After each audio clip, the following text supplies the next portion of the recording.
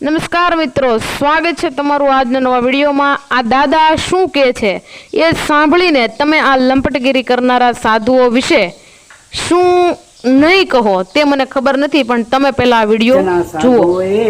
આડો આંક વાળ્યો છે, ભગવા વસ્ત્રો પહેરી બળાત્કાર કર્યા, વડતાલમાં લંપટ કામાંધ સાધુઓએ લાજ શરમ નેવે મૂકી છે અને ગઢડામાં ભાનુ પ્રસાદના શિષ્ય ચેરમેન હરજીવનદાસના મંડળના સાધુઓ શરમસીમા મૂકી અરસપરસ લંપટગીરી કરતા વિડીયો વાયરલ થયો।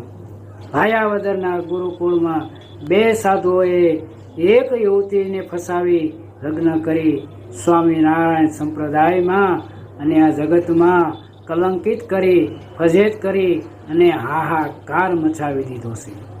આવા નરાધમો કહેવાતા સાધુઓ નહીં પણ શૈતાન કહેવાય।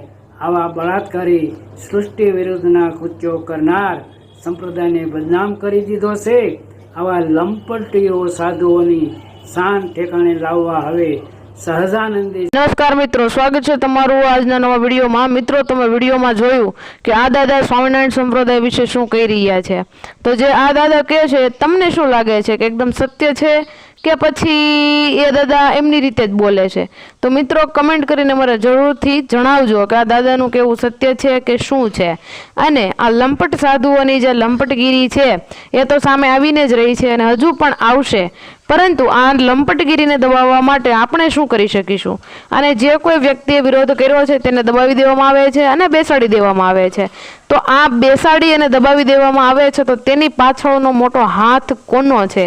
અને આ લંપટગીરી કરનારા સાધુઓ એવું પણ કહે છે કે સરકાર અમારી છે, અમારા બાપની છે, અને આ વ્યક્તિ અમારો છે અને અમારો છે, એટલે તમે ગમે તે કરો અમારું કાંઈ થવાનું નથી, અમારું કોઈ કશું બગાડી શકવાનું નથી। તો આવી લંપટગીરીઓ જે કરે છે, લંપટગીરી કર્યા ઉપર આ લોકો જે દાદાગીરી કરી અને આવા જવાબો આપે છે તેની પર શું કાર્યવાહી કરી શકાય તે મને કમેન્ટ કરીને જરૂરથી જણાવજો। અને તમને જો આવા જ ટ્રેન્ડિંગ ટોપિક ઉપર વિડીયો જોવા ગમતા હોય તો અમારી ચેનલને સબસ્ક્રાઇબ કરી લેજો અને બાજુમાં આપેલા બેલ આઇકનને પ્રેસ કરી ઓલ પર સિલેક્ટ કરી લેજો, જેનાથી આવનાર વિડીયોની નોટિફિકેશન તમને સર્વપ્રથમ મળી રહે। ફરી મળીશું એક નવા વિડીયોમાં, ત્યાં સુધી તમે તમારું ધ્યાન રાખજો, ખુશ રહેજો અને ખુશ રહેવા દેજો। ધન્યવાદ। જય હિન્દ, જય ભારત।